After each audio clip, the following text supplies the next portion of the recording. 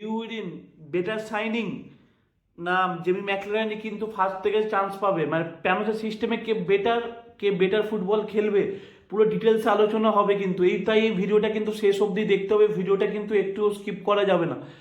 প্রথমে আসি হচ্ছে জেমি ম্যাকলারেন। জেমি ম্যাকলারেনের proper number 9 central forward, pure number 9।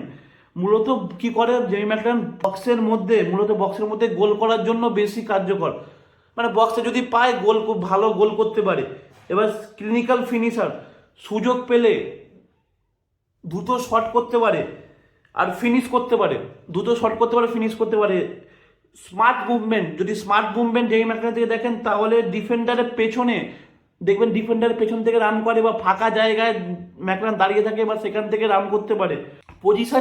Positioning sense খুব ভালো, গোলের সামনে সঠিক জায়গায় কিন্তু জেমি ম্যাকলারেন দাঁড়িয়ে থাকে, তার অন্যতম শক্তি এইটা কিন্তু ম্যাকলারেনকে কিন্তু সব স্ট্রাইকারের থেকে আলাদা দিকে নিয়ে যায়।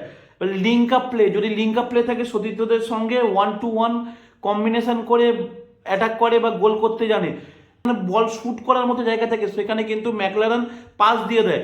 ডার্বিতেও আমরা দেখেছি যে যেখানে শট করার মতো জায়গা সেখানে ম্যাকলারেন কিন্তু পাস দিচ্ছে, এটা একদিকে অ্যাডভান্টেজ। পজিশন, সামনে থেকে প্রতিপক্ষ ডিফেন্সে চাপ তৈরি করে সক্রিয় থাকেন। এক কথায় যদি বলেন ম্যাকলারেন এমন একজন বক্স ফোর্স গোল স্কোরার যিনি বেশি ফ্রেশ ডিভলার নন, সে কিন্তু ফ্রেশ ডিভলার মানে খুব ভালো ডিভলার নন, কিন্তু তার মূল শক্তি হচ্ছে মুভমেন্ট, ভালো মুভমেন্ট করতে পারে, পজিশন সেন্স খুব ভালো, আর ফিনিশটা ভালো। এই তিনটে জিনিসে ম্যাকলারেন কিন্তু আলাদা আলাদা লেভেলের স্ট্রাইকার। এইবার যদি আমি দেখি লি উরিনের playing style, traditional centre forward, মূলত স্ট্রাইকার হিসাবেই খেলেন, বক্স ফিনিশার, পেনাল্টি বক্সের মধ্যে সুযোগ তৈরি করে গোল করার ক্ষমতা কিন্তু লিওরিনের আছে। ফিজিক্যাল প্রেজেন্স, শরীরটাকে খুব ভালোভাবে কিন্তু ব্যবহার করে বল ধরে, যেমন ওডাফাও কেলি, আমি কিন্তু বারবার করে বলছি ওডাফাও কেলির সঙ্গে লিওরিনকে আমি তুলনা করছি না, আমি কথার কথা বলছি যে ওডাফা যেমন টাইপের প্লেয়ার ছিল যে বলটা পেত বক্সের মধ্যে, শরীর দিয়ে গার্ড করে কিন্তু বল ধরতো, তা আরও কিন্তু সেম জিনিস, শরীর ব্যবহার করে বল ধরে রাখে, ডিফেন্সের সঙ্গে লড়াই করে, একটা কি ডিফেন্সের সঙ্গে ভালো লড়াই করতে পারে লাস্ট অব্দি, মানে না ছাড়া মনোভাব, লাস্ট অব্দি কিন্তু যায় বলের পেছনে, এটা একটা কিন্তু ভালো দিক লিউইডিনের জন্য। পজিশন, বক্সের সঠিক জায়গায় নেওয়া তার গুরুত্বপূর্ণ দিক, মানে বক্সের প্রপার সঠিক জায়গায় কিন্তু লিউইডিন দাঁড়িয়ে থাকে। Hold up, link up play, সামনে থেকে বল ধরে, ধরুন আমি একটা বল আসছে, বলটা যদি ধরে বলটা হোল্ড করে, ধরুন কোনো প্লেয়ার জন্য আসলো না, একা কিন্তু কাটিয়ে নিয়ে উঠবে না, দুটো উইং আমাদের ছাংতের মধ্যে স্পিডি প্লেয়ার রয়েছে, লেফট উইং এর লিস্টের মধ্যে স্পিডি প্লেয়ার রয়েছে, আমি কি করবে বলটা ধরে দুটো উইংয়ে কিন্তু বলটা ফেলতে পারে, এইটা একটা কিন্তু ভালো দিক লিউইনের জন্য। মুভমেন্ট, যদি বক্সের মধ্যে দাঁড়িয়ে না থেকে পেস তৈরি করার জন্য মুভমেন্ট করেন, বক্সের মধ্যে দাঁড়িয়ে না থেকে বারবার করে কিন্তু পেস তৈরি করার জন্য সে কিন্তু মুভমেন্ট করে, এটা কিন্তু একটা ভালো দিক।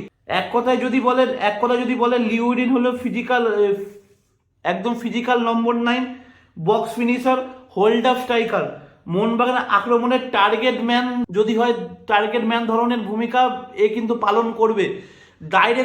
প্যানোস যদি ডাইরেক্ট ফুটবল খেলায় সেইখানে কিন্তু লিউডেন কিন্তু বেশি কার্যকর হবে। এবার লিউডিন ভার্সেস জেমি ম্যাকলারেন, দুজনের মধ্যে একজন খেলে ডাইরেক্ট ফুটবল আর ম্যাকলারেন খেলে কুইক অ্যাটাকিং ফুটবল, এর মধ্যে কে ভালো বা কে জানতে চায়? জেমি ম্যাকলারেন দ্রুত মুভমেন্ট, পেস অ্যাটাক, দ্রুত ফিনিশ করার সক্ষমতা রয়েছে, আর লিউডিন physical play, hold up play, ball পায়ে রেখে আক্রমণ করার দিকে বেশি কার্যকর। এবার যদি 4-2-3-1 যে পজিশনে প্যানোস খেলায় সেইখানে অ্যাটাকিং ফুটবলে চাইলে যদি ম্যাকলারেন একটু বেশি ভালো লিউডিনের থেকে, কেন তার স্পিডটা একটু বেশি ম্যাকলারেন যে ওয়েদারে ফুটবল খেলেছে, আপনার রয়েছে অস্ট্রেলিয়ার লিগের লেজেন্ড, অলমোস্ট ইন্ডিয়ার মতো কিন্তু ওয়েদার, তাই মানাতে একটু অসুবিধা হয়নি। কিন্তু আমি ম্যাকলারেন আসে আমি কিন্তু ডিসঅ্যাডভান্টেজ হয়েছি বা ডিসঅ্যাপয়েন্টেড হয়েছি। কেন? আমার ম্যাকলারেনের খেলা কিন্তু ভালো লাগেনি, যে যতই বলুক সে লিগে খেলেছে, তার ওয়েদারের সাথে ম্যাচ কিন্তু আমার কোনো দিক থেকে ভালো লাগেনি জেমি ম্যাকলারেনকে। আর যদি টার্গেট ম্যান আর হোল্ড আপ প্লে যদি ফুটবল চান তাহলে কিন্তু লিউরিন ভালো অপশন হতে পারে প্যানোসের জন্য। মানে প্যানোসকে কিন্তু নিজের সিস্টেম থেকে বাইরে কিন্তু অন্য রকমের ফুটবল খেলতে হতে পারে। যেমন দেখবেন মোহনবাগানে মানে চলতি কিছু সময় ধরে দেখছেন দুটো উইং থেকে কিন্তু ভালো পরিমাণে অ্যাটাক করে কিন্তু লম্বা লম্বা ক্রস রাখতে পারে, বা তলা থেকে বা মিডফিল্ড থেকে বড় বড় বল বা বড় হাই লাইন ডিফেন্সের মধ্যে কিন্তু লিওরিন কিন্তু ভালোভাবে ফিট করবে। দেখে সুভাশিস বোস অনেক এরিয়াল বল বাড়ায়, ডিফেন্ডার থেকেও কিন্তু অনেক এরিয়াল বল আসবে। যেমন রয় কৃষ্ণা যেমন খেলতো, যেমন দেখবেন অনেক এরিয়াল বল কিন্তু ভালো রিসিভ করতে পারে।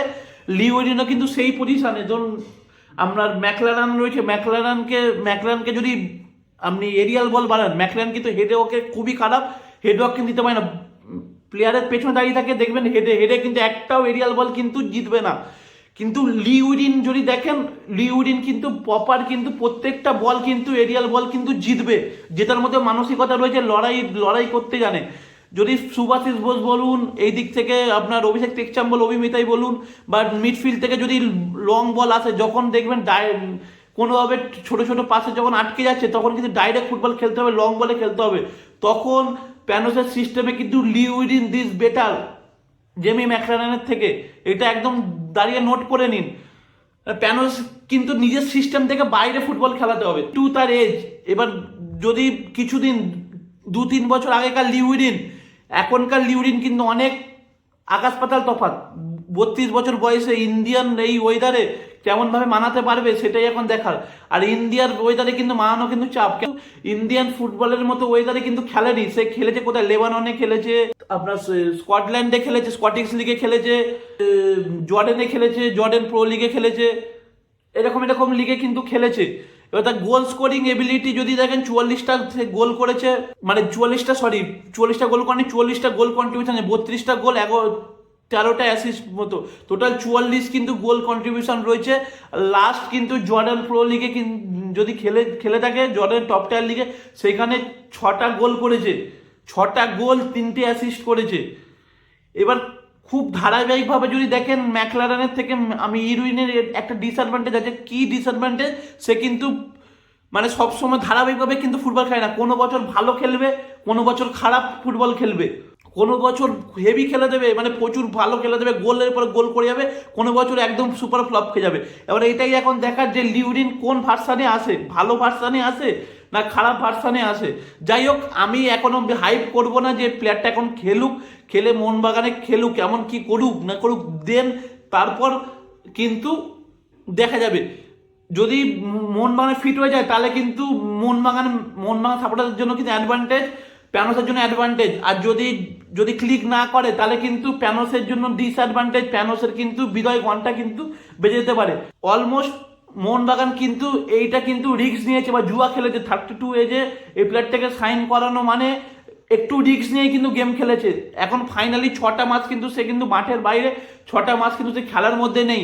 এখন কি ফিটনেস রয়েছে লিউরিনের সেটাই এখন দেখার বিষয়। যত তাড়াতাড়ি যদি আসে মোহনবাগানে প্র্যাকটিসে নামে, তত তাড়াতাড়ি কিন্তু মোহনবাগানের জন্য ভালো, ফিট হতে সময় লাগবে। যদি আইএসএল শুরু কিছুদিন আগে, 5-6 দিন আগে আসে, তাহলে কিন্তু তখন প্রবলেম হয়ে যাবে। এই অবধি আমার যদি ভিডিও দেখে নাও, ভিডিওটা লাইক করো, চ্যানেলটা সাবস্ক্রাইব করো, সঙ্গে বেল আইকন ক্লিক করে রাখো নতুন ভিডিও পাওয়ার জন্য।